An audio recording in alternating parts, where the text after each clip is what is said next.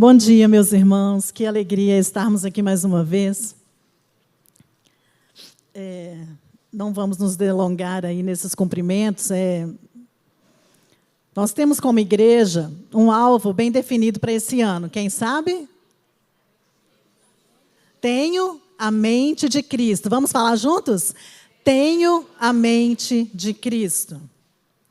Bom, ouvimos nas duas últimas ministrações sobre a autoridade da palavra. Eu só posso viver a realidade de uma mente transformada se eu me submeto à autoridade da palavra. Não é isso que ouvimos? Eu entendo que ela é a bússola que dá direção para cada aspecto da minha vida. Então, se está escrito, para mim isso tem que ser ponto. O que passar disso eu considero de procedência maligna. Então, eu rejeito. Estamos debaixo da autoridade da palavra. E a minha submissão à autoridade da palavra, ela me leva diretamente à autoridade da cruz. O pastor falou a frase-chave dessa ministração, que foi: toda conquista verdadeira passa por renúncias. Então perder para ganhar, morrer para viver. Então hoje nós iremos falar sobre a autoridade do corpo. Bom, quando a gente fala sobre o corpo de Cristo, sobre sermos membros uns dos outros, talvez a gente seja tendencioso a pensar assim: nossa, mas de novo eu vou ter que ouvir sobre isso. Será que é redundante falarmos sobre isso? Mas essa é uma verdade espiritual, que ela precisa ser enfatizada e enfatizada até que alcancemos a plenitude do entendimento do que significa sermos corpo. Para termos o entendimento daquilo que o Senhor da igreja sonhou para nós como igreja. Queridos, infelizmente, o conceito de igreja, ele tem sido banalizado na nossa geração. E eu acredito isso a dois motivos. Primeiro, o sistema da própria igreja. Porque a igreja, ela foi se distanciando do seu design original. Daquilo que ela foi criada para ser. Então, ao invés de uma instituição divina, ela foi se transicionando para uma instituição religiosa. Então, o homem, sendo membro, quis tomar o lugar do cabeça. E a placa da igreja passou a ter mais valor do que o próprio Senhor da igreja. Nós temos visto essa realidade em nossos dias. O segundo motivo que eu vejo é o sistema do inferno. Nós estamos vivendo num tempo em que o sistema do inferno tem tentado imperar contra a igreja. E o que ele faz? Ele traz os seus enganos, traz as suas mentiras, mas o pior são as meias-verdades, se é que isso existe. A meia-verdade, ela nos faz pensar que a igreja, ela é opcional. Então, assim, eu vou quando eu quero ou quando não tem alguma coisa mais importante para eu fazer. Essa eu acho a principal. Eu posso participar online. Sabe por quê? No fundo, é a mesma coisa, sabe? Eu sou tão edificado. Mesmo online, eu sou tão edificado. Eu não preciso fazer parte de uma instituição, porque eu sou a igreja. Vocês têm ouvido muito essas frases nesse tempo? Queridos, estamos aproximando do carnaval, não é isso? Essa é a época mais estratégica que o diabo usa para incutir as suas mentiras. E ele tem usado essa ferramenta para tentar denegrir a imagem de Cristo. Vocês lembram dos últimos desfiles aí? Foi gritante. Foi horrível. Foi algo assim, que a gente não tem nem palavras para definir.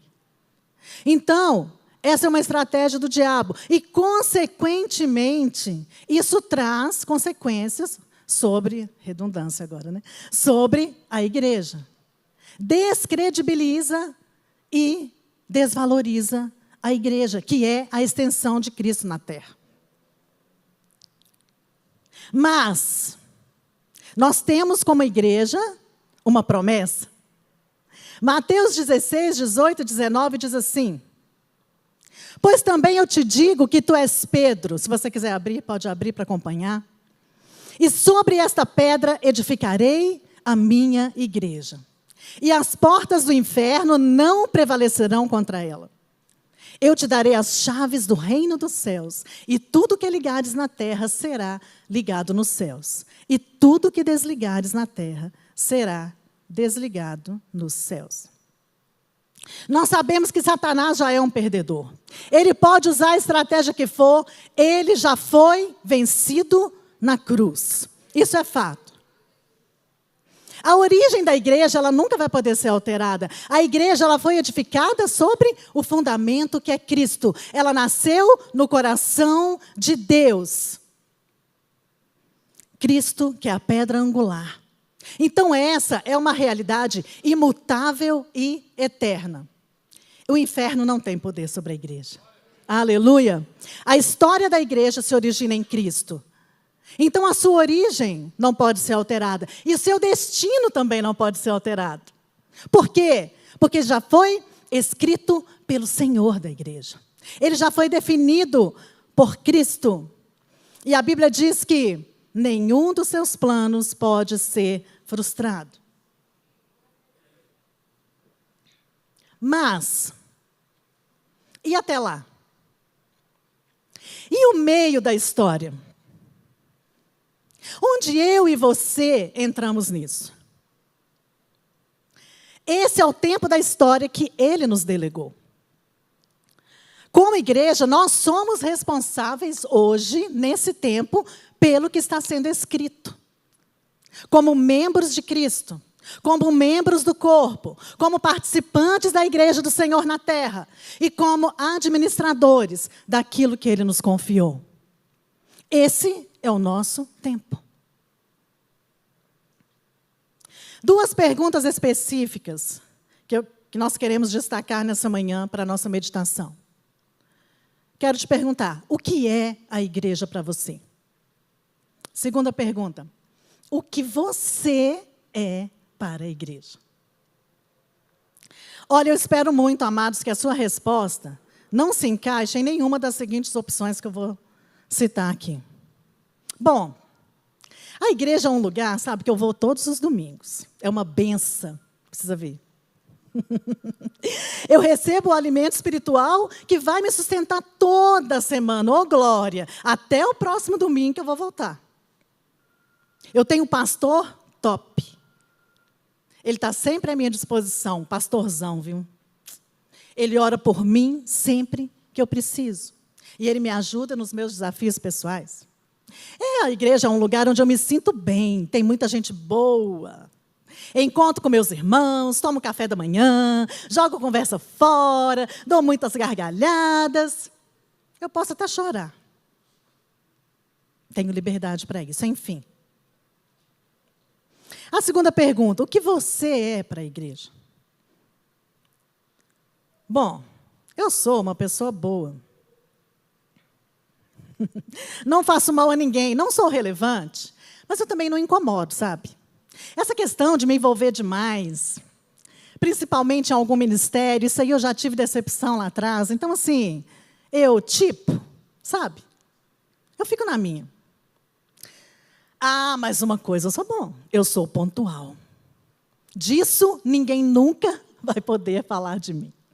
Ou, eu chego atrasado intencionalmente, sabe por quê? Porque eu prefiro o momento da palavra. Esse negócio daquele povo cantando lá na frente, na minha cabeça, isso não é muito assim a minha praia. O que eu acho mais importante do culto é o momento da palavra. Eu te pergunto, o que é a igreja para você? E o que você é para a igreja? Nós precisamos, queridos, urgentemente, de uma mudança na nossa forma de ver e de ser igreja. Não adianta eu ir à igreja se não estou disposto a ser igreja. Porque nessa postura eu estou enganando a mim mesmo. Existe uma distinção entre igreja visível e a igreja invisível de Jesus. A igreja visível é isso aqui. É esse lugar, essa reunião, onde todos supostamente professam a mesma fé e a verdade. A igreja invisível é a igreja que Cristo irá buscar. A igreja invisível é a igreja que Cristo irá buscar. Os que verdadeiramente o professam de todo o coração. E a sua vida condiz com a sua confissão. Veja bem, queridos. Alguém pode fazer parte perfeitamente da igreja visível e ainda assim não fazer parte da igreja invisível. Não há... Perdão, voltando. Mas eu quero que você preste bem atenção no que eu vou dizer agora. Eu posso fazer parte da igreja visível e ainda assim não ser parte da igreja invisível. Mas quem faz parte da igreja invisível, naturalmente é um participante da igreja visível. Se eu faço parte da igreja invisível, automaticamente eu sou levado a ser um participante ativo na igreja visível. Então, não há como querer a Cristo o cabeça e rejeitar a sua igreja, que é o seu corpo. Precisamos urgente de uma mudança na nossa mente. Romanos 12, 1 e 2 diz: rogo-vos, pois, irmãos, pela compaixão de Deus, que apresenteis os vossos corpos em sacrifício vivo, santo e agradável a Deus, que é o vosso culto racional.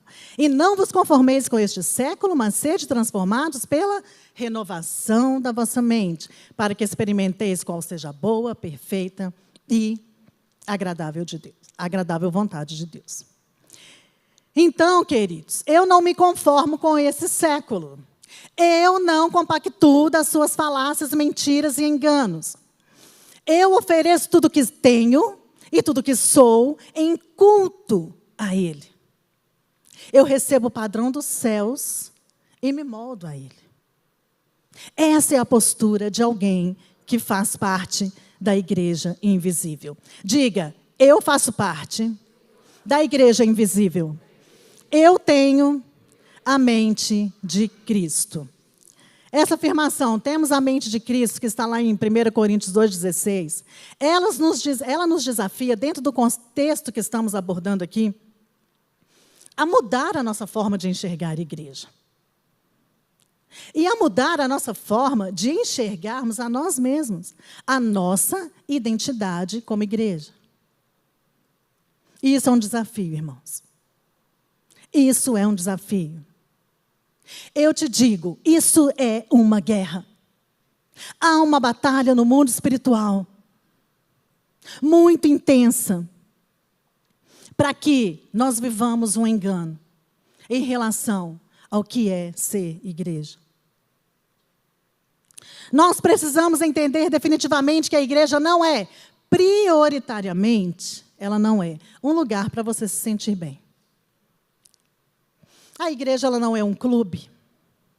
A igreja não é um lugar para você ir religiosamente aos domingos. A igreja não é um lugar para a resolução dos seus problemas. E a igreja não é um lugar que vai te possibilitar prosperar. Ainda que você possa usufruir, sim, de todos esses benefícios, essa não pode ser a sua motivação principal para participar de uma igreja. Nós precisamos nos libertar das cadeias da religiosidade. Senão, amados, nós não estaremos em nada diferente dos fariseus. Jesus abominou a religiosidade quando ele veio à terra. Ele abominou. Jesus bateu de frente contra a religiosidade. Jesus confrontou expressamente a postura dos fariseus. Então Jesus vem e resgata a autoridade que foi perdida no Éden, e ele inaugura uma nova aliança, na qual ele estabeleceu a sua igreja, com o propósito de sermos o quê? A sua parceira na terra. A igreja é parceira de Jesus na terra. Somos o seu corpo. A igreja, muito acima de uma instituição religiosa, ela é uma instituição divina. A igreja é uma instituição divina. Precisamos mudar a nossa forma de pensar. Amados, a igreja não nasceu de uma ideia filosófica ou teológica. A igreja não teve a sua origem no pastor, no padre, no papa, em Pedro. São Pedro não tem as chaves do reino.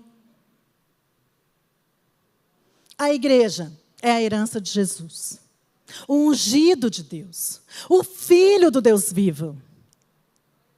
Essa revelação foi dada a Pedro e essa revelação é dada a nós pelo Espírito Santo no nosso espírito. E como é feliz e bem-aventurado aquele que alcança esse entendimento. Bem-aventurado é Simão Bar-Jonas, porque não foi carne nem sangue que te revelou. Então eu só tenho a revelação do que é a igreja de Jesus, se primeiramente eu tenho a revelação de quem é Jesus. Eu nunca vou conseguir entender o verdadeiro significado da igreja se eu não entender quem é o Senhor da igreja. Tu és o Cristo, o Filho do Deus vivo. Você pode abrir comigo Efésios 1, 17 a 23.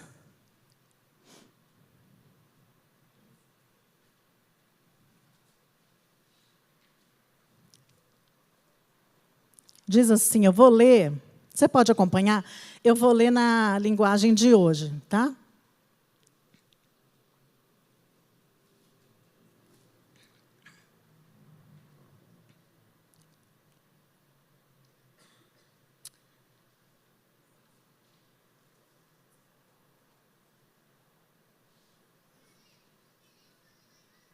Só um minuto, amados, que a gente depender de tecnologia, eu vou te falar.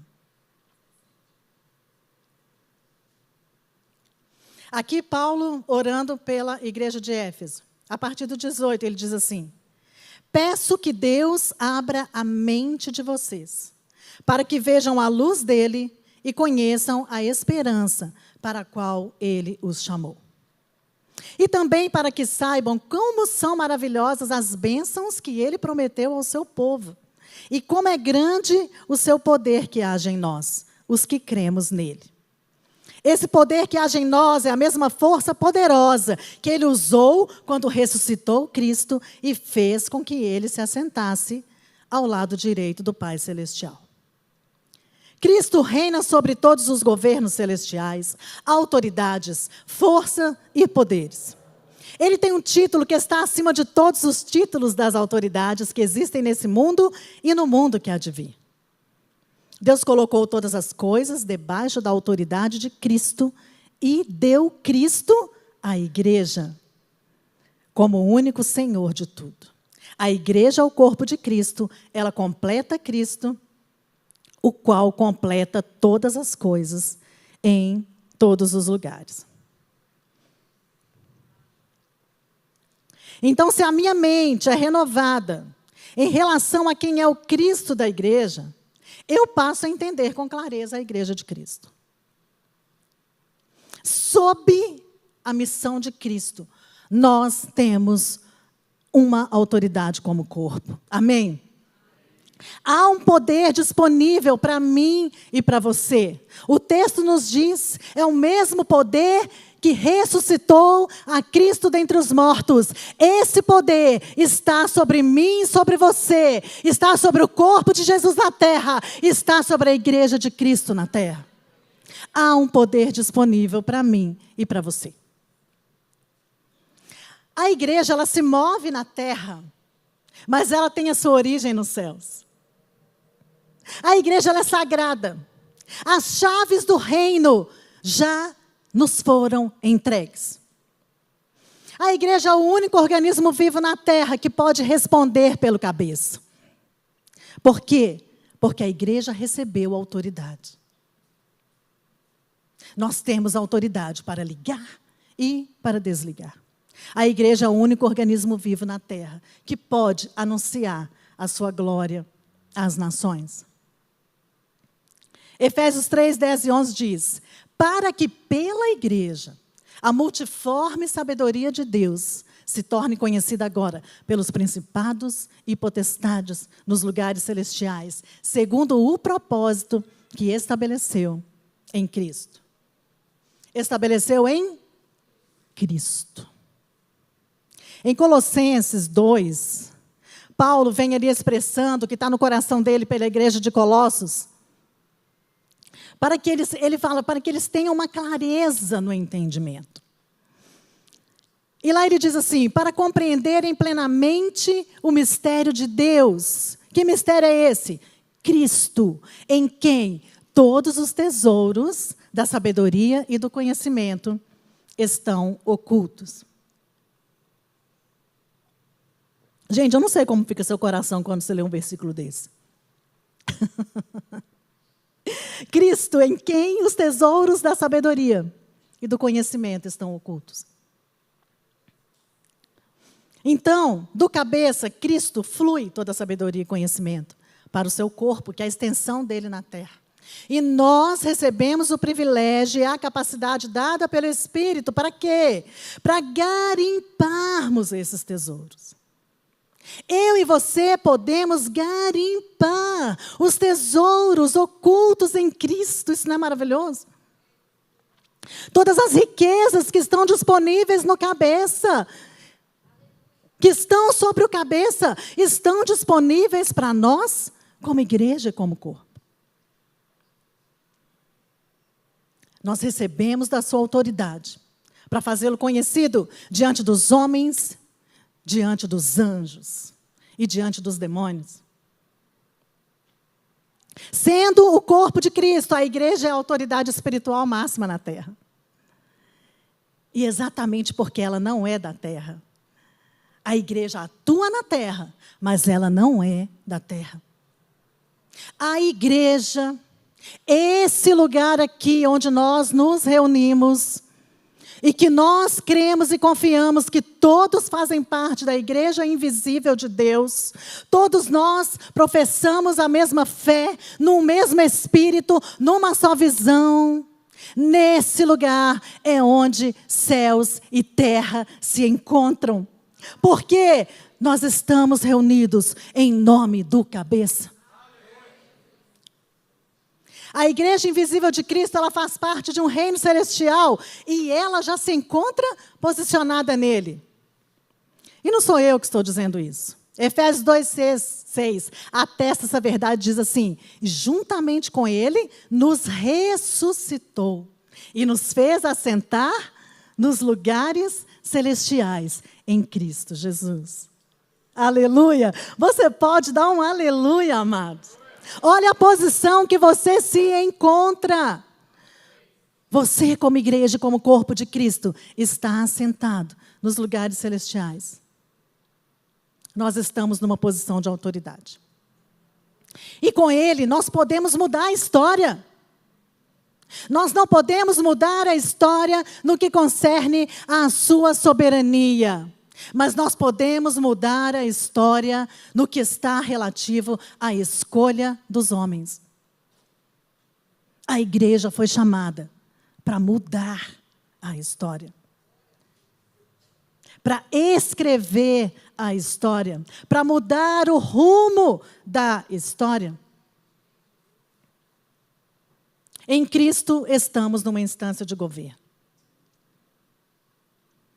Cristo, cabeça da igreja, ele diz de si mesmo assim: eu tenho toda a autoridade.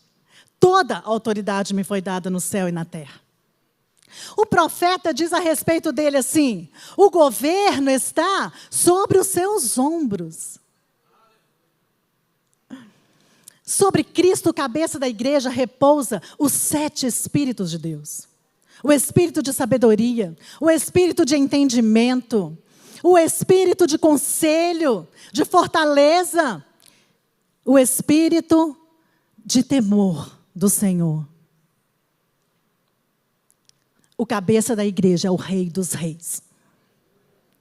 Diante do qual a palavra diz que os céus se recolherão como um pergaminho diante da manifestação da sua vinda. Todos os montes e ilhas serão movidos do seu lugar. Você consegue visualizar o tamanho do poder e da grandeza desse Deus, desse Jesus, o qual você faz parte do seu corpo. A palavra diz que os reis da terra, os grandes, os poderosos, escravos e livres, eles se esconderão nas cavernas e penhascos para se ocultarem da face daquele que se assenta no grande trono branco. Todos os poderosos da terra, aqueles que hoje você julga tão grandes, tão gigantes, eles se tornarão como gafanhotos diante do cabeça da igreja, Cristo. Aquele que reina e reinará para sempre. Esse é Cristo. Esse é o Senhor da igreja. Agora, amados, eu só recebo a sua autoridade. E eu só desfruto dessas promessas se eu faço parte da sua igreja invisível verdadeiramente.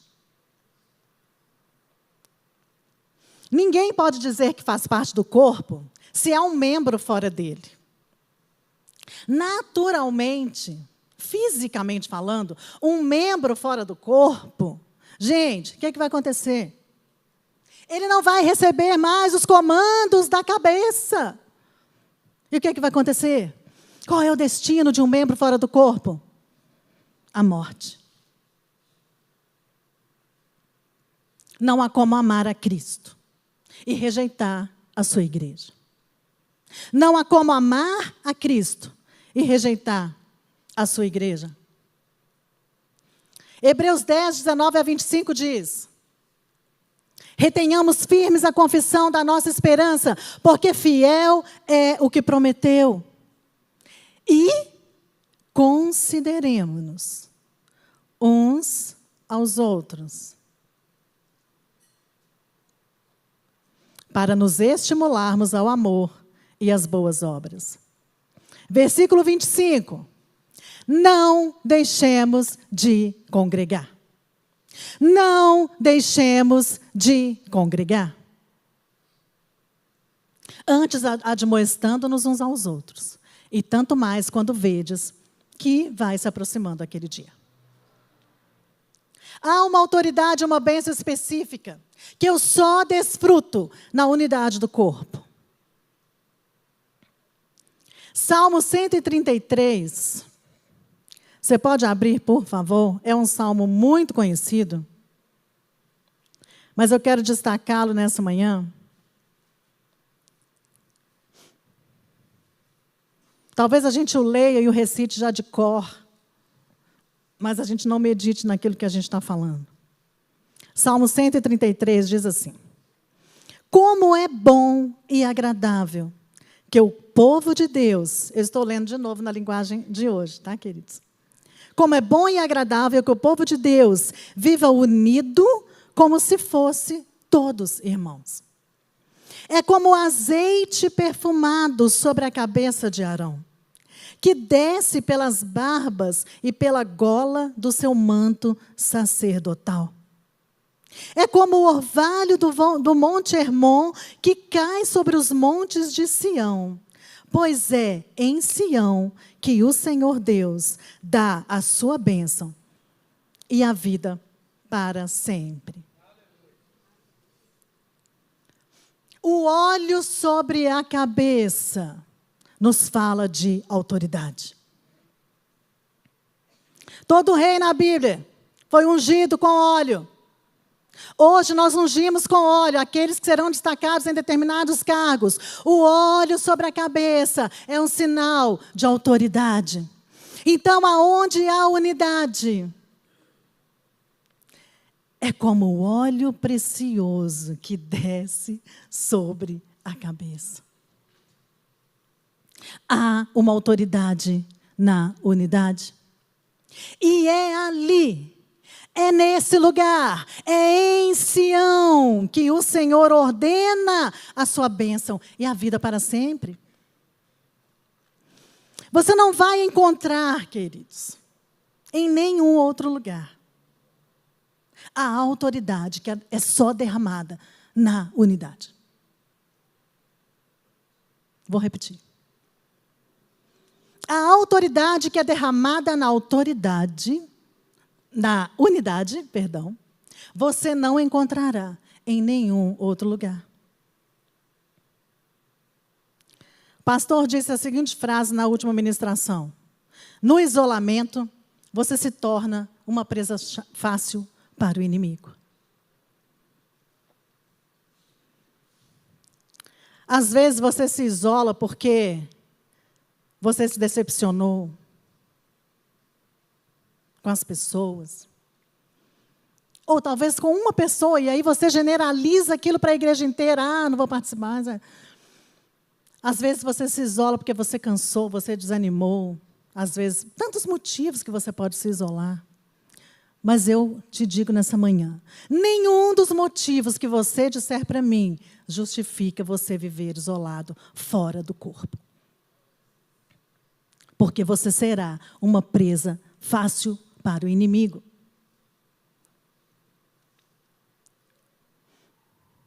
A chave para a unidade, amados, ela não é a uniformidade.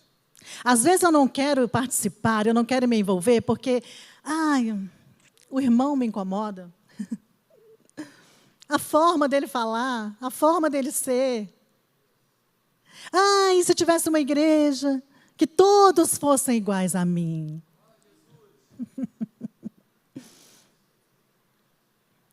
A chave da unidade não é a uniformidade.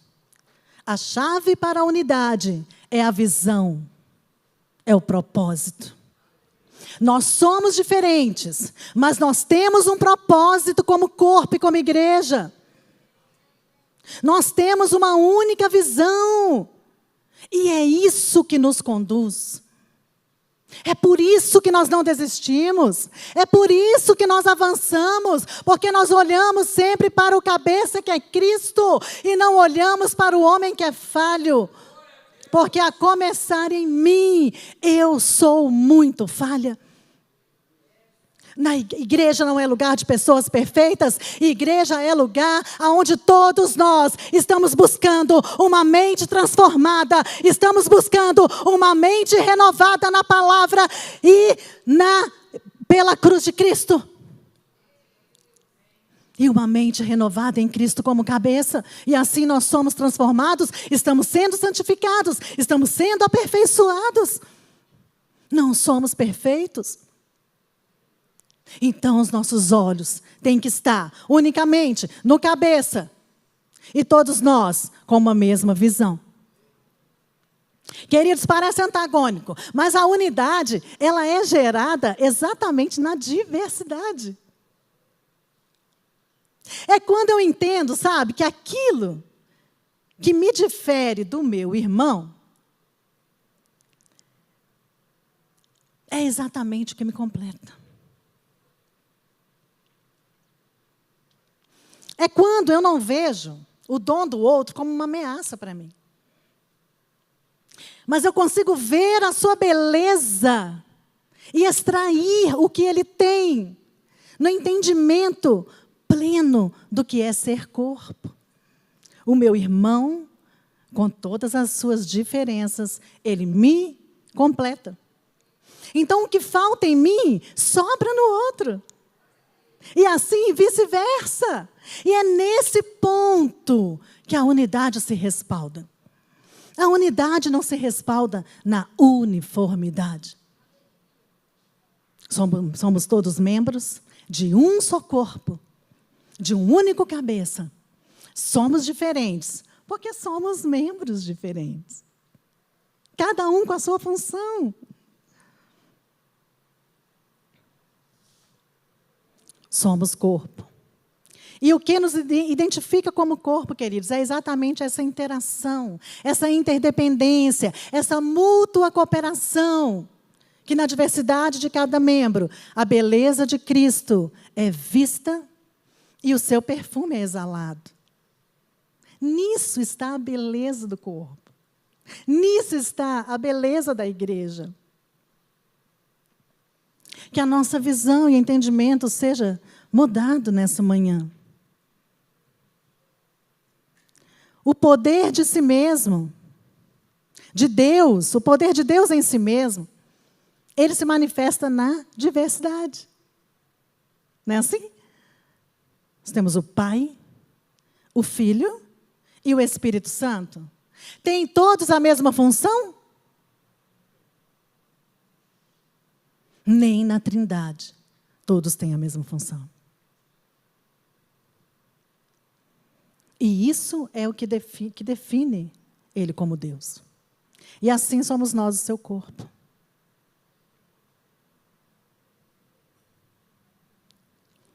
Por fim, eu já estou terminando.